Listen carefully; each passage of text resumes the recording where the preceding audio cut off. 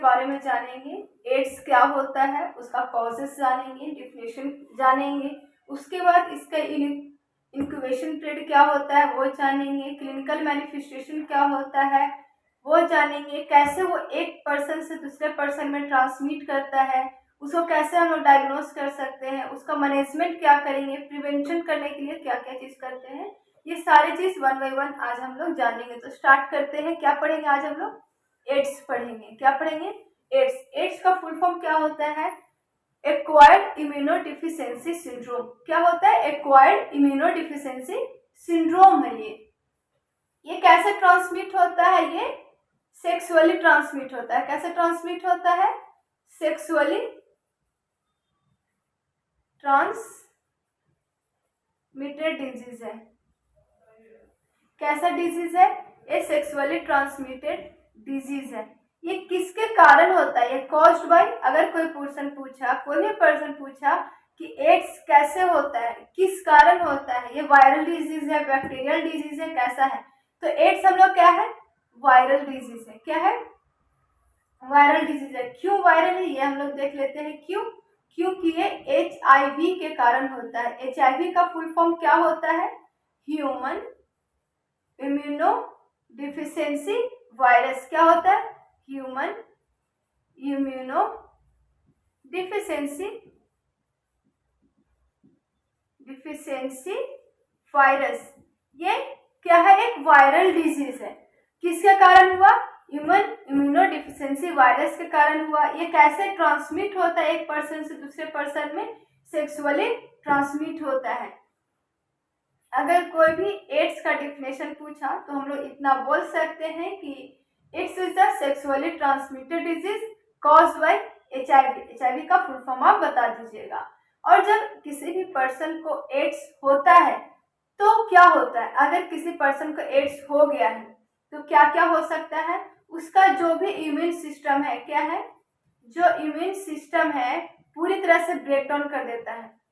पूरी तरह से क्या होता है? ये टूट जाता है। मतलब उसका जो भी इम्यून सिस्टम है अच्छे से रिस्पॉन्स नहीं करेगा। ये पूरी तरह से कमजोर हो जाता है, टूट जाता है, जो भी अपने लैंग्वेज में बोल सकते हैं। अब उसको क्या क्या देखने को मिलेगा? अगर किसी भी पर्सन को अगर एड्स हो गया है तो लाइफ थ्रेटनिंग है ये। मतलब इसका जो ट्रीटमेंट है लाइफ टाइम चलते रहता है। ऐसा नहीं कि 1 महीने 2 महीने, साल भर 2 साल भर इसका ट्रीटमेंट हुआ और ये डिजीज क्योर होता है। ये नॉन क्यूरेबल डिजीज है। मतलब अगर ये पर्सन को एड्स हो गया तो लाइफ टाइम उसे एड्स रहेगा टिल डेथ तक। इसे क्या क्या प्रॉब्लम देखने को मिलेगा? न्यूरोलॉजिकल प्रॉब्लम देखने को मिलेगा। इसका साइंस सिम्टम्स भी है 1 मंथ 2 मंथ तक नहीं देखने को मिलेगा। बोले तो 6 साल बाद, 7 साल बाद, 10 साल बाद बुक जैसा बुक पढ़ेगा उसके हिसाब से आपको वेरिएशन देखने को मिलेगा। किसी बुक में 6 साल में इसका इंक्यूबेशन पीरियड दिया हुआ है, किसी बुक में पढ़िएगा तो 10 साल दिया हुआ है, किसी में बोलेगा कि जब बहुत ज़्यादा सीवियर होने लगता है तब इसका साइंस सिम्टम्स दिखता है। इसलिए हम लोग एड्स को पहले हम लोग डायग्नोस भी नहीं कर पाते हैं। साइंस सिम्टम्स इसका दिखता ही नहीं है। अगर साइंस सिम्टम्स दिखता है तो क्या क्या दिखेगा? न्यूरोलॉजिकल डिसऑर्डर दिखेगा। अब बोलेगा न्यूरोलॉजिकल डिसऑर्डर क्या होता है? न्यूरोलॉजिकल डिसऑर्डर में क्या क्या देखने को मिलेगा? इसे डिप्रेशन देखने को मिलेगा। क्या मिलेगा? डिप्रेशन। मतलब बहुत ज्यादा ये चिंता ये सब रहेगा। एंजाइटी, डर रहेगा किसी भी चीज को लेकर। डिफिकल्टी रहेगा किसी भी काम को लेकर। कंफ्यूजन काफी ज्यादा रहेगा। कभी भी एक क्लियर नहीं रहता ये पर्सन। जो एड्स पर्सन होते हैं, जो एड्स पॉजिटिव पर्सन होते हैं, किसी भी काम को लेकर वो क्लियर नहीं रहते हैं। ये रहा ओवरऑल एड्स का डिफिनेशन। अगर कोई भी पर्सन अगर एड्स का डिफिनेशन पूछा तो क्या बोलेंगे? सेक्सुअल ट्रांसमिटेड डिजीज है। किसके कारण हुआ? ह्यूमन इम्यूनोडिफिशियंसी वायरस के कारण हुआ, HIV के कारण हुआ। अगर किसी पर्सन को एड्स हो जाता है तो क्या होगा? इम्यून सिस्टम पूरी तरह से ब्रेक हो जाएगा या नहीं तो वीक हो जाएगा। और क्या देखेंगे? इसका साइंस सिम्टम्स में क्या दिखने लगेगा? कुछ दिखेगा? न्यूरोलॉजिकल डिसऑर्डर दिखेगा। न्यूरोलॉजिकल डिसऑर्डर में क्या दिखेगा? डिप्रेशन दिखेगा, एंजाइटी दिखेगा, डिफिकल्टी दिखेगा और कंफ्यूजन दिखेगा। और भी न्यूरोलॉजिकल डिसऑर्डर में एक और है जो कि रहेगा मेलेंसी। मेलेंसी इसको बोल सकते हैं मेलेंसी, मतलब एक तरह से हम लोग इसे कैंसर बोल सकते हैं। क्या बोल सकते हैं? कैंसर है। मेलेंजेंसी आगे जाएंगे हम लोग साइन सिम्टम्स में देखेंगे। उसके बॉडी पे लीजन कहीं कहीं क्रिएट दिखेगा, इसका जो ड्राई माउथ रहेगा और फिर जो उसका टंग रहेगा पूरी तरह से थ्रस्टी रहेगा, वाइट, ये मेरा टंग रहेगा, मानिए एड्स पेशेंट का टंग है तो वाइट वाइट पैचेस लीजन देखने को मिलेगा उसके टंग्स में। और फिर उसका जो भी सॉफ्ट टिश्यू होता है वहाँ सेल डिवीजन फास्ट हो जाएगा। सेल डिवीजन फास्ट होने के कारण वहाँ पे नोड्यूल्स लाइक फॉर्मेशन हो जाएगा। ये हो गया मेलिजेंसी, उसमें देखने को मिलेगा। क्या देखने को मिलेगा? ये डिफिनेशन पूरी तरह से कवर हो जाता है। अगर कोई भी पर्सन इंक्यूबेशन पीरियड पूछेगा तो ये बुक बाय बुक वेरी करते रहता है, इसलिए हम लोग इसका कोई भी हम लोग क्लियर नहीं बता सकते हैं कि एक्यूरेट क्या होता है। अभी तक हम जितना भी बुक पढ़े हैं हर बुक में उसका इंक्यूबेशन पीरियड वेरी रहता है, इसीलिए इसका कोई भी हम क्लियरेंस नहीं बता सकते हैं। अगर आप लोग को क्लियरली मालूम है किसी बुक में, अगर कोई अच्छे राइटर में अगर आपको क्लियर मालूम चला कि नहीं सबसे ज्यादा यही लिखा हुआ है तो आप प्लीज कमेंट करके बताएं। उसके बाद क्या है? Sign symptoms. अगर कोई पूछा क्लिनिकल मैनिफेस्टेशन, नहीं तो साइन सिम्टम्स इसी को बोलते हैं। कोई पूछेगा तो हम लोग क्या क्या बताएंगे इसे? लॉस ऑफ वेट, क्या क्या देखने को मिलेगा? लॉस ऑफ वेट, इसका वजन, इसका जो वजन है काफी तेजी से घटेगा। क्या? इसका जो भी वजन होता है काफी तेजी से घटता है। उसके बाद प्रोलॉन्ग फीवर रहेगा, प्रोलॉन्ग फीवर रहता है इसे काफी लंबे टाइम तक, बोले तो 1 मंथ से भी ज्यादा रहेगा। प्रोलॉन्ग फीवर देखने को मिलेगा इसे। क्रॉनिक डायरिया, डायरिया क्या होता है? क्रॉनिक डायरिया, डायरिया क्या होता है? वाटरी स्टूल होता है। क्या होता है? वाटरी स्टूल को हम लोग डायरिया बोलते हैं। क्या होता है? वाटरी स्टूल अगर पास हो रहा है तो वो डायरिया का साइन सिम्टम्स में देखने को मिलता है। ऐसा नहीं कि किसी भी पर्सन को अगर डायरिया हुआ तो उसे हम लोग एड्स बोल देंगे, वजन घट रहा है तो एड्स बोल देंगे, ऐसा नहीं है। एड्स के कंडीशन में ऐसा ऐसा साइन सिम्टम्स देखा जाता है, 1 मंथ तक ऐसा देखने को मिलेगा। और क्या देखने को मिल सकता है हम लोग को? फैटिक रहेगा, मलेज रहेगा। उसके बाद नाइट स्वेटिंग होगा। क्या होगा? नाइट स्वेटिंग होगा।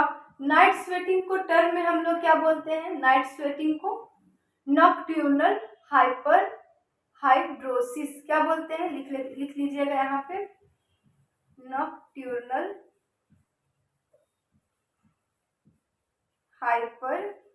हाइड्रोसिस, ये हुआ मेडिकल टर्म। इसे हम लोग नाइट स्वेटिंग को क्या बोलते हैं? नॉक्ट्यूर्नल हाइड्रोसिस बोलते हैं। उसके बाद और क्या देखने को मिलेगा? डायरिया देखने को मिल रहा है, लॉस ऑफ वेट हो गया। उसके बाद इसका जो स्प्लीन होता है, स्प्लीन हो गया काफी इनलार्ज रहेगा। इस साइड में लिखते हैं, इसका स्प्लीन इनलार्ज रहेगा। क्या रहेगा? स्प्लीन इनलार्ज रहेगा। लिम्फ नोड इनलार्ज रहता है, लिम्फ नोड भी इनलार्ज रहता है। लिम्फ नोड इनलार्ज रहता है उसे हम लोग टर्म में क्या बोलते हैं? लिम्फनोडोपैथी। उसके बाद इसे स्किन इन्फेक्शन काफी ज्यादा देखने को मिलेगा। स्किन इन्फेक्शन हो गया, इसे हर्पिस जोस्टर भी देखने को मिल सकता है। हर्पिस जोस्टर मिल सकता है इसमें। उसके बाद और क्या देखने को मिल सकता है इसमें हम लोग? काइपोसिस सार्कोमा। ये क्या होता है? काइपोसिस सार्कोमा हम लोग बोले थे ये एक तरह से कैंसर ही है। सार्कोमा लग गया मतलब ये कैंसर है, लीजन हो जाता है। जहां भी सॉफ्ट टिश्यू होता है वहां पे काइपोसिस सार्कोमा देखने को मिलता है। जैसे स्किन पे हो गया, लिम्फ नोड ऐसे इनलार्ज रहता है, इंटरनल ऑर्गन रहता है वहाँ भी इनलार्जमेंट होता है। सेल डिवीजन इसमें फास्ट हो जाता है। काइपोसिस सार्कोमा में क्या होता है, सेल डिवीजन काफी फास्ट हो जाता है, जिसके कारण क्या होता है, लीजन क्रिएट हो जाता है। कहाँ, फुट रीजन में ज्यादातर देखने को मिलेगा, या नहीं तो जो सॉफ्ट टिश्यू होते हैं वहां देखने को मिलता है। यहाँ तक क्लियर हो गया। उसके बाद हो गया इचिंग भी देखने को मिलेगा, थोड़ा इरेज करते हैं। इचिंग देखने को मिलेगा, क्या होगा, इचिंग देखने को मिलेगा। परसिस्टेंट कफ, परसिस्टेंट कफ, परसिस्टेंट कफ मतलब क्या हुआ, काफी लंबे टाइम तक उसे काफी प्रॉब्लम रहेगा, खांसी रहेगा, रेगुलर वो खांसी करते रहता है। अब ये नहीं, परसिस्टेंट कफ हम लोग कभी किसी पर्सन को अगर रिस्पायरेटरी प्रॉब्लम है तो भी ये साइन सिम्टम्स देखने को मिलता है, और एड्स में भी देखने को मिलता है। उसके बाद जो काइपोसिस जो हो रहा है वो लीजन हुआ है, लेकिन उस लीजन में ना ही पेन होगा, बस स्वेलिंग होते जाता है, उसमें पेन उसमें उस लीजन में नहीं होता है।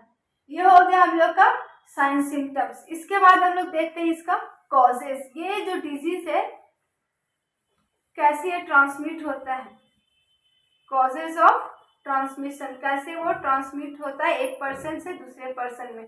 तो हम लोग स्टार्टिंग में ही देख चुके हैं कि ये कैसा डिजीज है, सेक्सुअल ट्रांसमिटेड डिजीज है। कैसा डिजीज है, सेक्सुअल ट्रांसमिटेड। किसी भी पर्सन से अगर हम लोग सेक्सुअली कांटेक्ट बना रहे हैं, सेक्सुअली हो सकता है, ब्लड ट्रांसफ्यूजन हो सकता है, या नहीं तो जो बॉडी फ्लूइड होते हैं अगर उससे भी डायरेक्ट कांटेक्ट बन रहा है तो एड्स डिजीज होने का चांसेस होता है।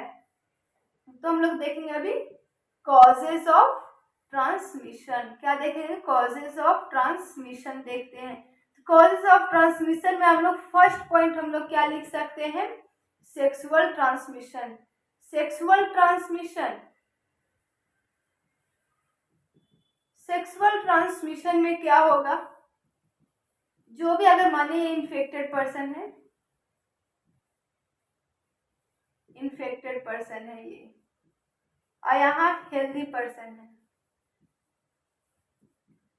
ये हेल्दी पर्सन है, ये इन्फेक्टेड है मतलब ये एड्स पॉजिटिव है, इसमें एड्स है और इसमें तो नहीं है। अगर ये पर्सन इसे जाके सेक्सुअली कांटेक्ट बना रहा है तो ये होने का चांसेस है।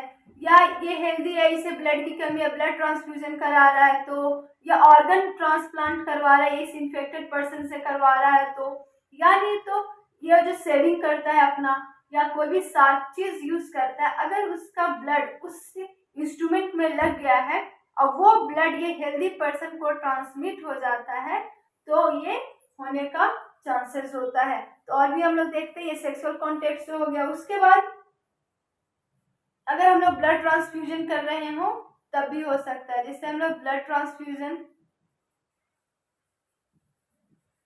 ट्रांसफ्यूजन करते हैं तो देखने को मिलता है, या नहीं तो ऑर्गन ट्रांसप्लांट करते हैं तो देखने को मिलता है, ऑर्गन ट्रांसप्लांट करेंगे तो देखने को मिलेगा, या नहीं तो रेजर शेयरिंग करेंगे। शेयरिंग में क्या क्या करते हैं हम लोग, रेजर शेयरिंग करते हैं, रेजर शेयरिंग करते हैं, punching, nose punching, ear punching और नोज पंच, इसमें दोनों लिख लेते हैं, ईयर और नोज दोनों हो गया।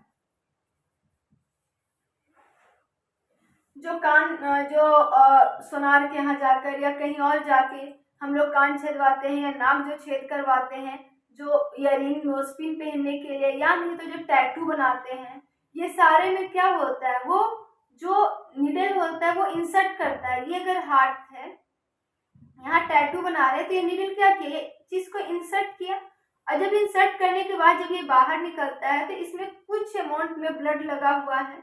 अगर वो टैटू वाले जो पर्सन टैटू बना रहे हैं, अगर वो नीडल को ये साफ नहीं किया है और ये हेल्दी पर्सन को इंजेक्ट करता है तो इसमें जो ब्लड का कुछ ड्रॉपलेट्स है वो हेल्दी पर्सन में जाएगा।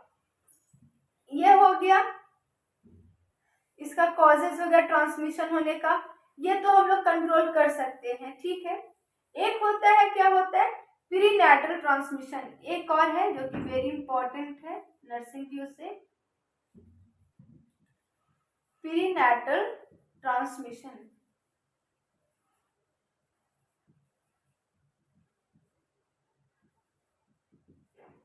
इसमें क्या होता है, अगर जो मदर है, मदर अगर HIV पॉजिटिव है, ये मदर अगर HIV पॉजिटिव है, तो उस टाइम अगर बेबी को वो कंसीव कर रही है, तो जो बेबी आएगा, जो यंग वन बेबी आएगा, वो भी HIV पॉजिटिव निकलेगा। जो डिलीवरी टाइम पे अगर इन्फेक्टेड मदर है, अगर वो डिलीवरी करती है, किसी भी यंग वन को बर्थ करती है, तो वो पर्सन कैसा होगा, HIV पॉजिटिव होगा। एजेंट देखते हैं,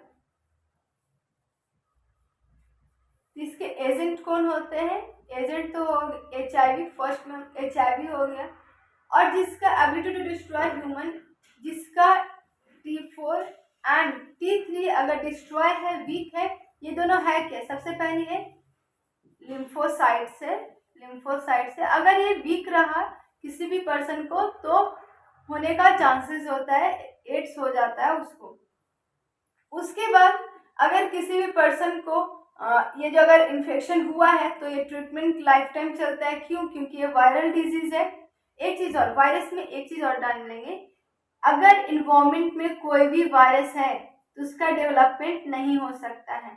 उस वायरस का डेवलपमेंट होगा तो कब होगा, जब तक वो लिविंग ऑर्गेनिज्म के बॉडी में नहीं आएगा, तब तक वायरस का डेवलपमेंट नहीं होगा। मानिए कि मैं वायरस है, ये क्या है, वायरस है, यहाँ इसका मल्टीप्लिकेशन नहीं होगा। जैसे ही ये ह्यूमन बॉडी में आया, कहाँ आएगा, ह्यूमन बॉडी में आया, जो वायरस का जो डेवलपमेंट है, मल्टीप्लिकेशन है, स्टार्ट हो जाएगा। ये वायरस अगर इन्वायरमेंट में है, HIV वायरस इन्वायरमेंट में है, ये मायने नहीं रखता है अभी इसका, क्योंकि उसका मल्टीप्लिकेशन इन्वायरमेंट में होगा ही नहीं। उसे जो भी एजेंट चाहिए, होस्ट चाहिए, वो कहाँ मिलता है, इन्वायरमेंट चाहिए, वो कहाँ मिलेगा, ह्यूमन के बॉडी में मिलता है। तभी ये पूरी तरह से मल्टीप्लाई और अपना डिवीजन स्टार्ट करता है। उसके बाद हम लोग एक और नेक्स्ट चीज देखते हैं, जो कॉजेटिव एजेंट होते हैं कहाँ कहाँ प्रेजेंट होते हैं। जो कॉजेटिव एजेंट होते हैं, जो कॉजेटिव एजेंट है कहाँ कहाँ प्रेजेंट होते हैं। इतना स्टार्टिंग से, जो स्टार्ट से पढ़ाई कर रहे हैं, इतना में हम लोग को पता चल गया कि वो ब्लड स्ट्रीम में प्रेजेंट होते हैं।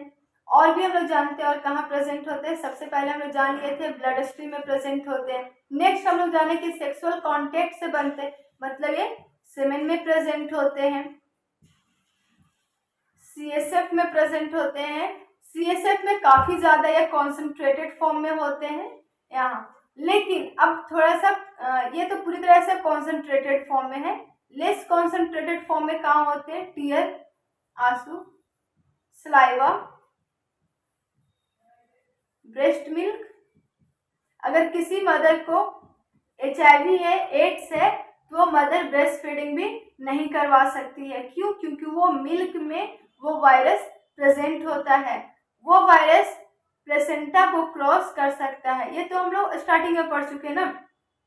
अगर कोई मदर इन्फेक्टेड है तो बेबी भी कंसीव नहीं करे। क्यों, क्योंकि वो जो HIV वायरस है प्लेसेंटा क्रॉस कर जाता है। जब वो प्लेसेंटा क्रॉस कर सकता है तो ब्रेस्ट मिल्क आसानी से वो क्रॉस कर सकता है।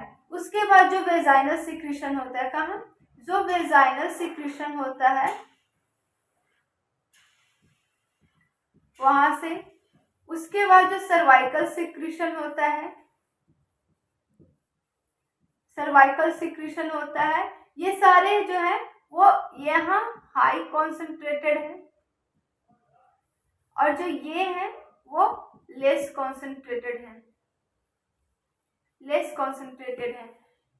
इसमें HIV का जो वायरस है काफी ज्यादा कॉन्सेंट्रेटेड होता है, इसमें लेस कॉन्सेंट्रेटेड होता है। अब HIV हम लोग को पता करना है, HIV हैज बीन फाउंड, कहाँ कहाँ फाउंड, उसे कहाँ कहाँ पाया जाता है। फाउंड भी अगर नेक्स्ट टॉपिक अगर हम लोग बोलते हैं फाउंड भी, तो कहाँ होता है, lymph node, lymph node. Second क्या होगा, bone marrow, bone marrow, brain tissue और स्किन। कहाँ कहाँ से ये जो HIV वायरस जो है कहाँ कहाँ से पाया जाएगा? और स्किन, सबसे पहले लिम्फ नोड से पाया जाता है, बोन मैरो से और ब्रेन टिश्यू से और स्किन से। ये हम लोग का ओवरऑल एजेंट हो गया। एजेंट क्या है? HIV है। किसको किसको होने का ज्यादा चांसेस है? जिसको लिम्फोसाइट T4 T3 वीक है उससे होगा। कहाँ पॉजिटिव एजेंट कहाँ कहाँ से आ सकता है? हेल्दी पर्सन में, इन्फेक्टेड पर्सन से हेल्दी पर्सन में कैसे आ सकता है? By the blood, semen, CSF। यहाँ क्या होता है? हाई कॉन्सेंट्रेटेड में वायरस प्रेजेंट होता है। Tear, saliva, breast milk, vaginal secretion, cervical secretion होता है, उसमें लेस कॉन्सेंट्रेटेड होता है। HIV को हम लोग फाउंड कहाँ से करते हैं? लिम्फ नोड से करते हैं, बोन मैरो से करते हैं, ब्रेन टिश्यू से करते हैं और स्किन से करते हैं। यहाँ तक क्लियर हुआ? उसके बाद होस्ट कैसा होता है? होस्ट कैसा चाहिए? कैसे पर्सन में जाता है? कौन से पर्सन होस्ट बन सकते हैं HIV के लिए? ऐसा नहीं कि सारे पर्सन होस्ट रहते हैं HIV के लिए। जिसका इम्यून कमजोर रहेगा उसे, जो ब्लड ट्रांसफ्यूजन करा रहे हैं वो, यानी तो कोई पर्सन होमोसेक्सुअल होते हैं उसे, तो मोस्टली जो सेक्सुअली एक्टिव पर्सन होते हैं। तो वो एज क्या हुआ? जो एज है 20 to 49 ईयर के जो पर्सन होते हैं ये क्या होते हैं? सेक्सुअली एक्टिव पर्सन है। क्या है? Sexually active person. कितने से कितने एज को बोला जाता है? 20 to 49। ये जो एज है इसी टाइम से लोग सेक्स करना स्टार्ट करते हैं और ये जो लास्ट एज है, ऐसा नहीं कि इस एज में लोग खत्म कर देते हैं, लेकिन ऑन एन एवरेज निकाला गया है कि ये जो एज होता है सेक्सुअली एक्टिव एज होता है, जो कि हम लोग अभी होस्ट में ये सबसे ज्यादा आते हैं। किस में आते हैं? होस्ट में सबसे ज्यादा ही आते हैं। उसके बाद हाई रिस्क में, सबसे ज्यादा हाई रिस्क में, अगर इसको भी हम लोग स्टार मार्क कर सकते हैं, सबसे ज्यादा हाई रिस्क में कौन होते हैं? तो जो होमोसेक्सुअल। क्या? होमोसेक्सुअल। होमोसेक्सुअल मतलब क्या होता है? होमोसेक्सुअल यानी तो फीमेल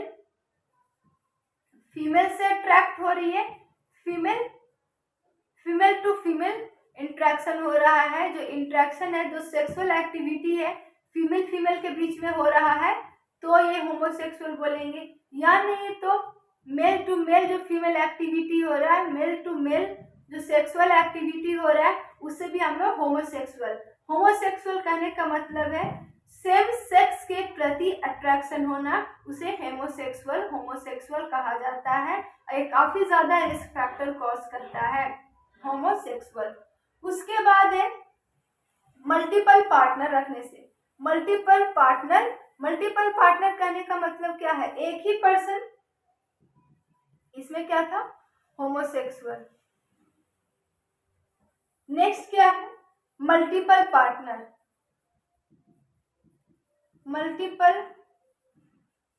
एक ही पर्सन है, काफी पर्सन से अगर सेक्स कर रहा है एक ही टाइम पे, काफी पर्सन से अगर सेक्स कर रहा है तो इसे बोलते हैं मल्टीपल पार्टनर रखना। यानी तो मेल भी हो सकता है, ये फीमेल भी हो सकता है, इधर मेल भी हो सकती है, फीमेल भी हो सकती है। यानी मेल बहुत सारे फीमेल रखे हुए, यानी तो फीमेल बहुत सारे मेल पार्टनर रखे हुए, इसे बोलते हैं मल्टीपल पार्टनर। उसके बाद इंट्रावेनस ड्रग्स एब्यूज। नेक्स्ट क्या है? इंट्रावेनस ड्रग्स एब्यूज, जो डायरेक्ट वेन में ड्रग्स को एब्यूज लेते हैं, जैसे ड्रग्स लेने की लत होती है। इंट्रावेनस ड्रग्स एब्यूज, ये सबसे ज्यादा ये सारे लोग रिस्क फैक्टर में होते हैं। उसके बाद blood transfusion recipient, blood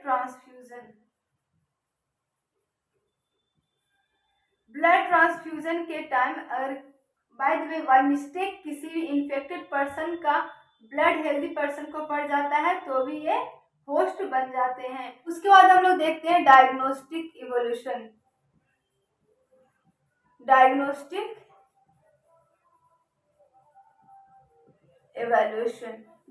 evolution में सबसे पहले आता है एलिजा टेस्ट। क्या आता है? एलिजा टेस्ट का फुल फॉर्म क्या होता है? एंजाइम लिंक्ड इम्यूनोसॉर्बेंट ऐसे क्या होता है? Enzyme linked immunosorbent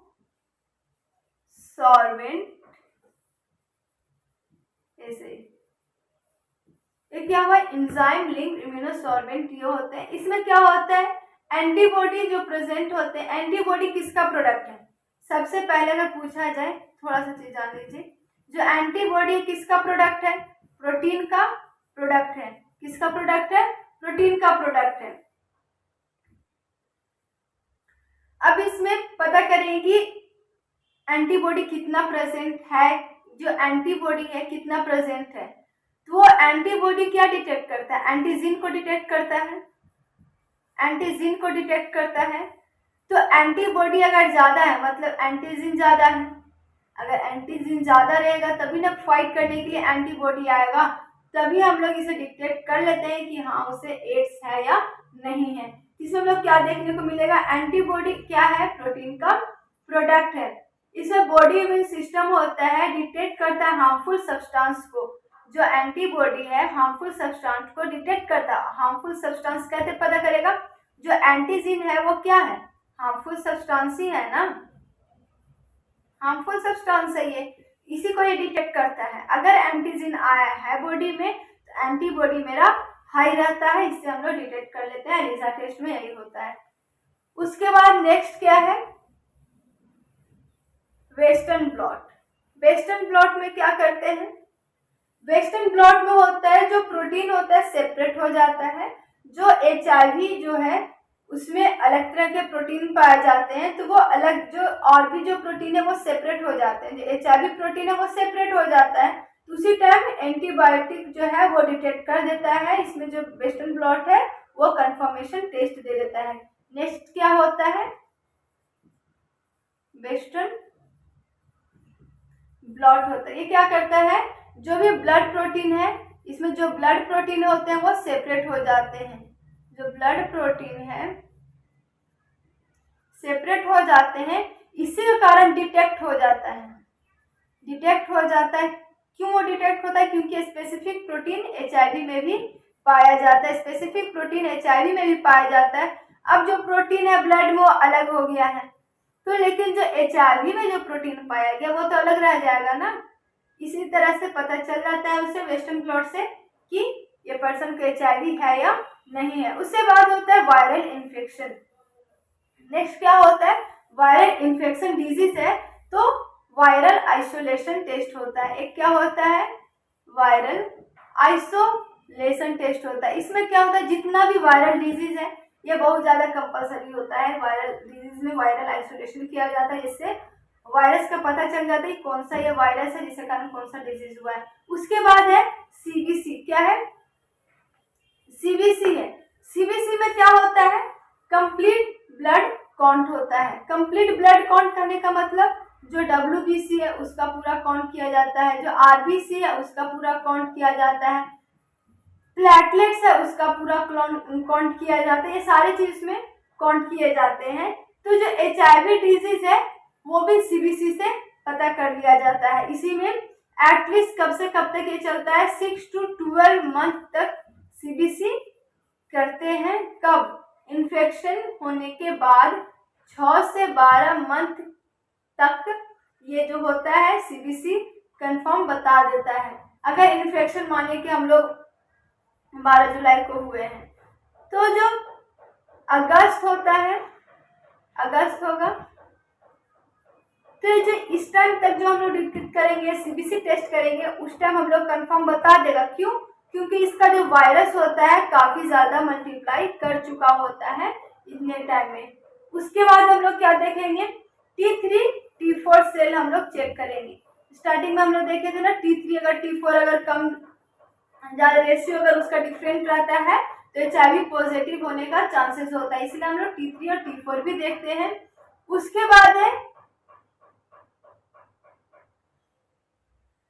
T3 T4 हम लोग देख लेते हैं। T जो 4 होता है उसे क्या बोलते हैं, हेल्पर सेल बोलते हैं, और T3 है इसको क्या बोलते हैं, साइटोटॉक्सिक सेल बोलते हैं, या नहीं तो सप्रेसिव, दोनों होता है, सप्रेसर सेल। ये दोनों क्या है, ये दोनों लिम्फोसाइट है। क्या है, लिम्फोसाइट इसे बोलते हैं। 2 टाइप ऑफ लिम्फोसाइट भी होता है, T3 एंड T4 होता है। जिसमें हम लोग का जो T3 होता है उसे हम लोग साइटोटॉक्सिक सेल और सप्रेसिव सेल बोलते हैं, और जो T4 होता है उसे हम लोग हेल्पर सेल बोलते हैं। तो मेडिसिन में हम लोग क्या देते हैं, जीडोबुडिन देते हैं। क्या देते हैं, जीडोबुडिन देते हैं मेडिसिन में फर्स्ट। सेकेंड में हम लोग देते हैं रिडानोसाइन, टिनोफोबिन, रेटोनाविर, नेविरापिन।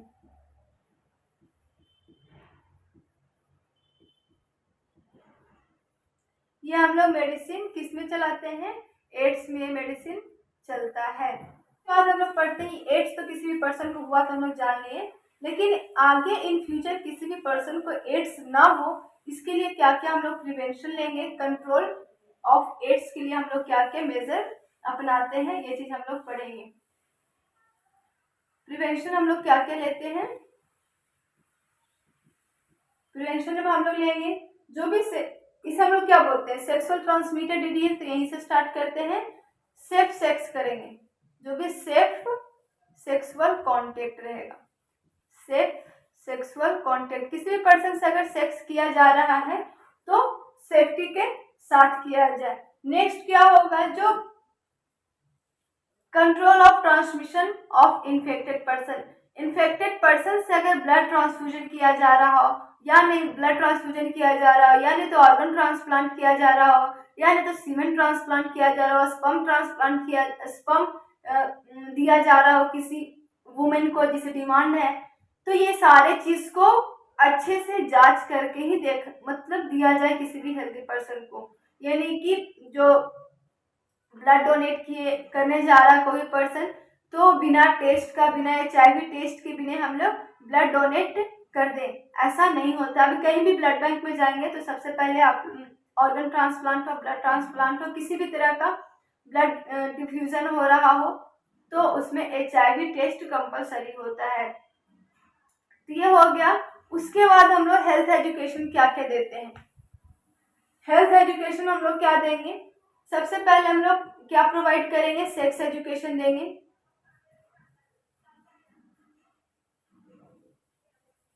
हेल्थ एजुकेशन में क्या क्या देते हैं हम लोग, फर्स्ट पॉइंट क्या रहेगा, सबसे पहले प्रोवाइड सेक्स एजुकेशन, सेक्स के प्रति एजुकेशन देंगे कि हेल्दी मतलब अभी भी जाते किसी भी स्कूल में 6, 7, 8, 9 से सेक्स एजुकेशन देना स्टार्ट कर दिया जाता है, क्योंकि उस टाइम हर एक बच्चे प्यूबर्टी एज क्रॉस कर देते हैं, इसीलिए सेक्स एजुकेशन को हर एक स्कूल में भी कंपलसरी करना चाहिए। उसके बाद जो एड्स होते हैं वो कैसे कॉज होते हैं, कैसे वो ट्रांसमिट होते हैं, ये सारे चीज हम लोग को पर्सन को बताना चाहिए। उसके बाद जो कम्युनिटी होता है, कम्युनिटी ड्यूटी में ये भी बताना चाहिए, बहुत सारे मिथ होते हैं कम्युनिटी में, अगर जाइएगा कभी कम्युनिटी ड्यूटी में तो जो गांव के लोग होते हैं, विलेज पर्सन होते हैं, उन्हें बहुत सारे मिथ होता है कि जो एड्स है वो इंसेक्ट से होता है, साथ खाने से होता है, बैठने से होता है, बोलने से होता है। जो एड्स बीमारी है ना ही साथ खाने से, ना ही साथ बैठने से, बोलने से, ये सारे चीज करने से एड्स नहीं होता है।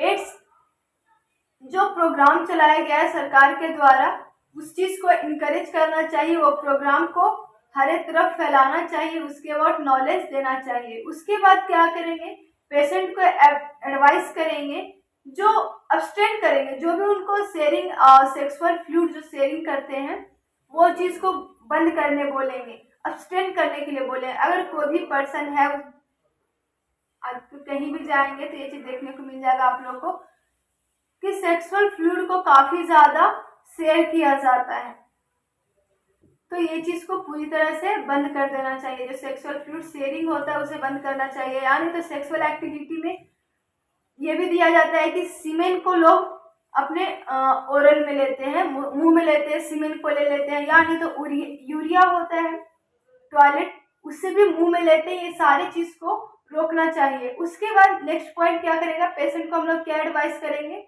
जो नंबर ऑफ सेक्सुअल पार्टनर होते हैं उसे नंबर ऑफ जो सेक्सुअल पार्टनर होते हैं उसे डिक्रीज करना चाहिए। क्या होना चाहिए? नंबर ऑफ जो सेक्सुअल पार्टनर हैं उसे डिक्रीज करना चाहिए, वन ही सेक्सुअल पार्टनर होना चाहिए। उसके बाद क्या करेंगे? पेशेंट को जो HIV पेशेंट हो या नहीं तो जो हेल्दी पर्सन है उसे हम लोग क्या एडवाइस करेंगे? लैटेक्स कॉन्डम यूज करें। एक होता है लैटेक्स कॉन्डम यूज करें। अगर लैटेक्स कॉन्डम नहीं मिलता है तो ऑप्शनल रहता है कि नन लैटेक्स कॉन्डम यूज करें। अब लैटेक्स कॉन्डम क्या होता है? नन लैटेक्स कॉन्डम क्या होता है? लैटेक्स कॉन्डम होता है पूरी तरह से फ्लेक्सिबल होता है, इलास्टिसिटी इसमें ज्यादा होता है। इसका एग्जांपल है, कॉन्डम का नाम है ड्यूरेक्स कॉन्डम। क्या है? Durex condom. उसके बाद नन लैटेक्स कॉन्डम क्या होता है? ये किस चीज से बना हुआ होता है? नेचुरल रबर से होता है। नेचुरल रबर यूज किया जाता है इसमें। उसके बाद जो हार्वेस्टेड रबर होता है वो चीज से बनाया जाता है।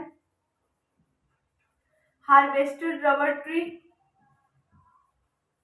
ट्री इसमें यूज किया जाता है। ये ज्यादा सेफ नहीं होता, इससे चांसेस होता है जो सीमेन है, जो फ्लूइड है, सेक्सुअल फ्लूइड है, वो लीक हो जाता है वो कॉन्डम से। लेकिन जो लैटेक्स कॉन्डम है काफी ज्यादा फ्लेक्सिबल होता है। इसका एग्जांपल है डोरेक्स कॉन्डम जो कि यूज किया जाता है। अब नन लैटेक्स कॉन्डम का एग्जांपल क्या है? Polyurethane condom. पॉलीयूरेथेन कॉन्डम ये किस चीज से बना हुआ होता है? पॉलीयूरेथेन कॉन्डम ये सिंथेटिक से बना हुआ होता है। सिंथेटिक रबर से बना हुआ होता है। और क्या होता है? एक और क्या एग्जांपल है? पॉलीइसोप्रीन कॉन्डम। पॉलीइसोप्रीन कॉन्डम जो होता है ये किस चीज से बना हुआ होता है? ये भी होता है रबर से ही बना हुआ है। ये भी रबर से बना हुआ होता है और इसमें कुछ वैसा प्रोटीन पाया जाता है जिससे वो एलर्जी होता है। उसी तरह का प्रोटीन पाया जाता है जिससे एलर्जी होता है। तो सोचिए किस तरह से सेफ होगा जिससे एलर्जी होता है, वही प्रोटीन उस कॉन्डम में पाया जाता है। आगे ड्यूरेशन इसे बढ़ाने के लिए, कॉन्डम का ड्यूरेशन बढ़ाने के लिए, तो ये चीज को हम लोग को एडवाइस करना चाहिए, सारे जो भी पेशेंट है उसे बताना चाहिए। उसके बाद रीयूज कॉन्डम, उस चीज को अवॉइड करना चाहिए। क्या लोग करते हैं? रीयूजिंग कॉन्डम, कॉन्डम को वापस यूज करना। एक बार एक कॉन्डम से अगर सेक्स कर देते हैं तो वापस उसी कॉन्डम को, अगर नेक्स्ट बार सेक्स कर रहे हैं तो उसी कॉन्डम को यूज नहीं करना। इस चीज को तो बिल्कुल ही अवॉइड करना चाहिए। उसके बाद जो सर्वाइकल कैप होते हैं, डायफ्राम होते हैं, ये सारे चीज को यूज करना चाहिए। जो वुमेन लोग होते हैं उन्हें सर्वाइकल कैप यानी तो डायफ्राम, ये भी कॉन्डम है, इसे यूज करना चाहिए। उसके बाद पेशेंट को ऑलवेज एडवाइस करना चाहिए डेंटल डैम। एक है डेंटल डैम। ये क्या होता है? डेंटल डैम जब ओरल जेनाइटल या नहीं तो एनाल सेक्स कर रहे हो। ओरल जेनाइटल किस टाइम में यूज करते हैं? ओरल जेनाइटल या नहीं तो एनाल, ओरल सेक्स कर रहे हो यानी तो एनाल जेनाइटल सेक्स कर रहे हो तो ये डेंटल डैम यूज करना चाहिए। डेंटल डैम क्या होता है? जो सर्विक्स होता है उसके ऊपर ये पेपर की तरह होता है, उसके ऊपर ये रख देना होता है। जैसे ये सर्विक्स है, इसके ऊपर ये इस तरह से रख दिया जाता है जिसके कारण ये पॉलिथीन की तरह होता है, एक सीट की तरह होता है जो कि किस चीज का बना हुआ होता है? ये लैटेक्स सीट होता है जिससे ये बना हुआ होता है। उसके बाद इस तरह का सेक्स करना चाहिए। जो डेंटल डैम है इसे क्या बोलते हैं? ये सीट की तरह है, ट्रांसपेरेंट होता है यानी तो स्काई ब्लू कलर में आता है, इसे डेंटल डैम बोलते हैं। कब कब यूज होता है? करना चाहिए ओरल जेनाइटल सेक्स कर रहे हो तो, या नहीं तो एनाल ओरल सेक्स कर रहे हो तो, या नहीं तो एनाल जेनाइटल सेक्स कर रहे हो तो इस तरह का डेंटल डैम यूज करना चाहिए। उसके बाद जो एनाल इंटरकोर्स करते हैं लोग, एनाल इंटरकोर्स में काफी ज्यादा इंजरी होता है तो इस चीज को अवॉइड करने के लिए बोलना चाहिए। जो एनाल इंटरकोर्स होते हैं, जो एनाल मानिए कि ये एनाल है, इसमें काफ़ी ज़्यादा सॉफ्ट टिश्यू पाए जाते हैं। तो जो एनाल जिसमें इसमें अगर पेनिस इंसर्ट होता है तो काफ़ी ज़्यादा टिश्यू डैमेज होते हैं, इसीलिए इस चीज़ को पूरी तरह से अवॉइड करना चाहिए। ये प्रैक्टिस जो इसमें काफ़ी ज़्यादा इंजरी होता है, ब्लीडिंग होने का चांसेस होता है, इस चीज़ को पूरी तरह से अवॉइड करना चाहिए। उसके बाद क्या है, manual anal intercourse. Next point क्या है, मैनुअल एनाल इंटरकोर्स। ये क्या होता है, जो एनस होता है, एनस में यानी तो जो आर्म होता है, मानिए कि एनस है, एनस रीजन में पूरी तरह से आर्म को इंसर्ट करना, पूरी तरह से हाथ को इंसर्ट करना, या नहीं तो फिंगर से टच करना, ये सारा इसमें क्या जाता है, मैनुअल एनाल इंटरकोर्स में ये जाता है। मैनुअल एनाल इंटरकोर्स होते हैं, ये भी काफ़ी ज़्यादा डेंजरस होता है, इसमें भी ब्लीडिंग होने का चांसेस होता है, इसलिए इसे भी पूरी तरह से अवॉइड करना चाहिए। नेक्स्ट क्या है, इंजेक्शन ऑफ यूरिन होता है, सीमेन होता है, ये सारे चीज़ को इंजेक्ट करते हैं। यूरिन और सीमेन जो पेशेंट जो HIV पेशेंट है, मानिए कोई HIV पॉजिटिव पेशेंट है, अगर वो पर्सन का सीमेन है, यूरिन है, अगर कोई पर्सन इंजेक्ट कर रहा है, इंजेक्ट कर रहा है, मतलब ले रहा है मुंह के द्वारा, तो वो इन्फेक्शन काफ़ी तेजी से वो कॉज कर सकता है। उसके बाद क्या है,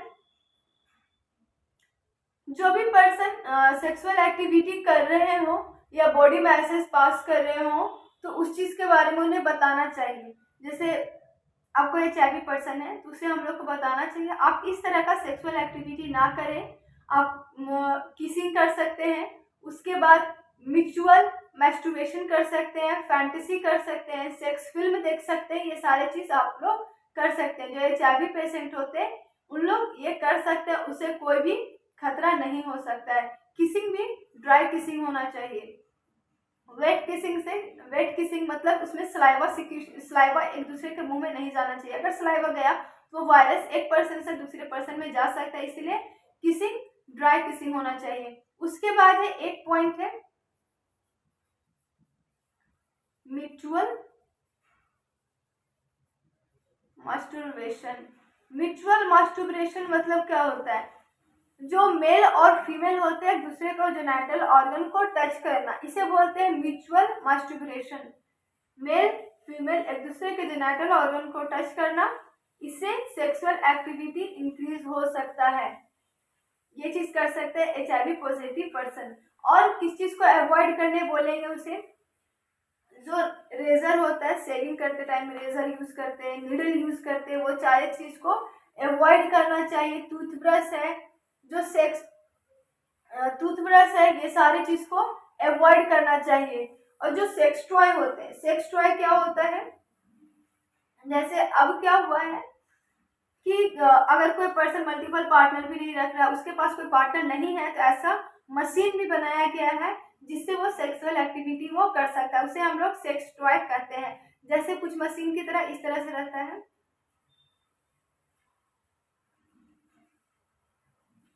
ये पेनिस रहता है, ये एक तरह से मशीन होता है जिससे वो वेजाइना में वो इंसर्ट कर सकती है और सेक्सुअल एक्टिविटी को वो कंटिन्यू कर सकती है। इसे हम लोग सेक्स टॉय के अंतर्गत इसे हम लोग डालते हैं।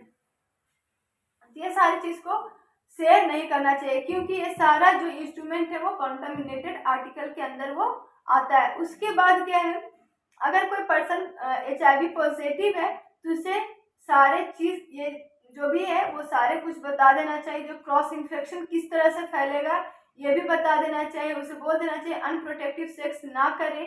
अगर वो अनप्रोटेक्टिव सेक्स करता है तो काफ़ी ज़्यादा और वो HIV फैलने का चांसेस है। अगर कोई पर्सन HIV पॉजिटिव, इधर भी है, जो मेल भी है HIV पॉजिटिव और फीमेल भी HIV पॉजिटिव है, तो काफ़ी तेजी से इन्फेक्शन फैलेगा। ऐसा नहीं कि अगर दोनों HIV पॉजिटिव पर्सन है तो कोई दिक्कत नहीं है, उससे और ज़्यादा खतरा होता है। इसमें जो मल्टीप्लिकेशन अभी जो रेट है और तेजी से वो मल्टीप्लिकेशन बढ़ जाता है, क्योंकि और ज़्यादा फेवरेबल कंडीशन उस वायरस को मिल जाता है, इसलिए वो चीज़ को अवॉइड करना चाहिए। जो पर्सन HIV पॉजिटिव होते हैं, ब्लड प्लाज्मा जो भी ब्लड फ्लूइड हो गया, बॉडी ऑर्गन हो गया, स्पर्म हो गए, वो सारे चीज को वो ट्रांसमिट नहीं कर सकते, डोनेट नहीं कर सकते हैं। ये सारे चीज को नॉलेज है, जो कि हम लोग HIV पॉजिटिव पर्सन हो या HIV नेगेटिव पर्सन हो, ये सारे नॉलेज हम लोग को देना रहता है कम्युनिटी।